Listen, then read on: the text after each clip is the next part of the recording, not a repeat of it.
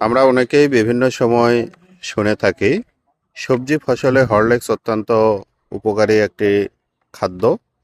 এইটা দেওয়ার সাথে সাথে গাছের বাড়তে অনেক গুণ বেড়ে যায়, ফল ধারণ ক্ষমতাও বাড়ে। এই যে হরলিক্স, এটা তৈরি করার উপাদানগুলো কি কি, এই উপাদানগুলো কিভাবে তৈরি করব সেটা কিন্তু অনেকেই জানি না। আমরা দেখতে পাচ্ছি এখানে ড্রামের মধ্যে কিন্তু সেই হরলিক্সটা তৈরি করা হচ্ছে। ড্রামের মধ্যে উপাদান হিসেবে যেটা দেওয়া হয়েছে, সরিষার খোল 10 কেজি খোল, তার 4 গুণ পরিমাণ পানি অর্থাৎ 40 লিটার পানিতে ভিজিয়ে রাখা হয়েছে।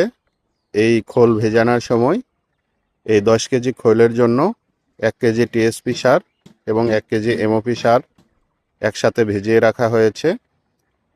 7 দিন ভেজানোর পর আজকে এটা প্রয়োগ করা হবে। এই জন্য এই প্রয়োগের 2 ঘন্টা আগে এখানে উপাদান হিসাবে 1 কেজি ইউরিয়া সার যুক্ত করা হয়েছে।